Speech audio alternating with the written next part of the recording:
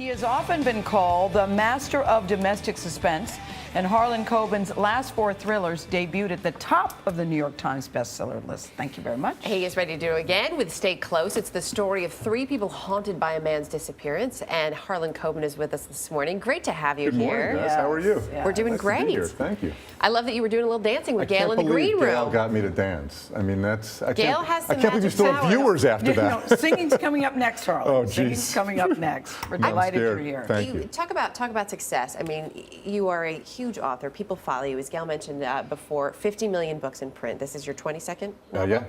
But I loved one of the things I read is that you like to make sure that you cut out all the parts that people would skip. Do you worry that people skip it's things? It's the Elmore Leonard thing. I try to cut out all the parts I'd normally skip. I want you to start this book at 10 o'clock at night, say, oh, I'll read till like 10:30, and next thing you know, it's 4 in the morning, and you're bleary-eyed, and you hate me, and I love that feeling. What else have you learned from people like Elmore Leonard? Well, you got to keep the pace going. You got to keep moving. I'm very big at, you can stir the pulse and you got to stir the heart. If you don't care about these characters, if they don't live with you, you're in a lot of trouble. And do you demand that you write so many pages per day?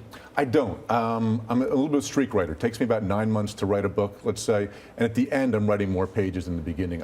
The last 30 pages of Stay Close, I finished in 1 day. Whoa. It's not a pretty day. You don't want to hang with me. My kids are like, throw daddy a banana and run. You know what I mean? It's that kind of a day. Lock yourself in a room. Yeah, it's not pretty, but I usually do streak at the end, especially when I can see the ending. Nothing will stop me from getting there. But you've had 4 #1s. Your last 4 have been #1. Yeah. Are you feeling pressure with this? Like, oh my gosh, please, please, please? Or do you say, look, I did it. I feel good about it. Onward. Both. I mean, real pressure is when you're not selling. So the pressure's always been self-inflicted, like what you guys do. I want to do better every time. I want to stay close. How do you know that's what we want to do? I'm just assuming. I'm just assuming. No, you're right. But you want to do better each time. So it doesn't, you look at, we look at ratings, we look at sales, but every time I sit down and write a book, I want this one to be the one you literally cannot put down. Someone could put a gun to your head, you won't be able to put Stay Close down. And so what is it that people who are bestsellers have? What quality do they all have? That's a good question. I don't really know, other than when I'm writing on every page, every paragraph, every sentence, every word, I'm asking, is this compelling? Is this gripping? Is this moving the story forward? It doesn't mean I can't have large themes. I do. I try to deal with my life in suburbia, with family, with the things that matter to you and me. But all of those have to be slave to a great story. All stories of yours have a New Jersey connection. Pretty much all of them, yeah. And what's so special about Jersey, Harlan? Well, we talked about Are there it a little Jersey bit Shore before. marathons at your house, Mr. Coben? Never. Jersey's so many things I in know. one. You're absolutely right. And it's really, it's a battleground of the American dream. It's a suburb where people go out and we try to do well and we get married and we live our lives. We have the picket fences like on the cover, but things still seem to go wrong. Where these dreams come true, they can also sort of wither and die. And that's why I love writing about it. And you know what I think is so cool for you is you've had Tell No One, which was a movie. You're a big deal in France. Are you aware? I'm the Jerry Lewis of crime fiction. Yes, that is really saying something in France, too. No, you're at the French Oscars. Yeah. You said you don't speak the language, but you go with your family. How many children do you have? 4. 4 I have kids. 4 kids. Range in age from what to that? The oldest is 18, the youngest is 10. So the family No jobs, all live at home.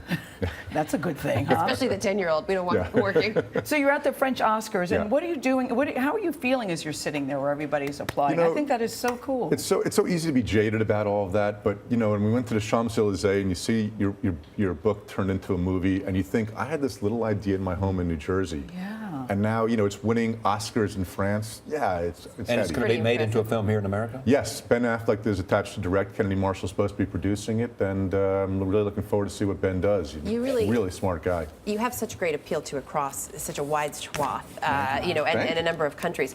But one thing that really stuck out to me, you have one picture that was sent to you a few years ago, which you call particularly kick-ass. Yeah. And I think we have that picture here. What's so special about this one? You get, but one of the great things of the internet is you get reader email. But when soldiers serving in Iraq and Afghanistan send me emails, it's extra magical. So these guys sent me this picture after I sent them back some books.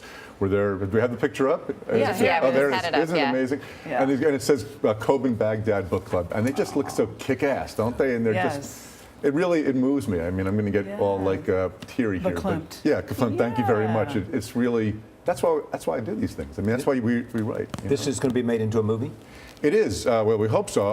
Lawrence Kasdan, the great screenwriter and director, Empire Strikes Back, Raiders of the Lost Ark, Big Chill, a few movies we've heard of.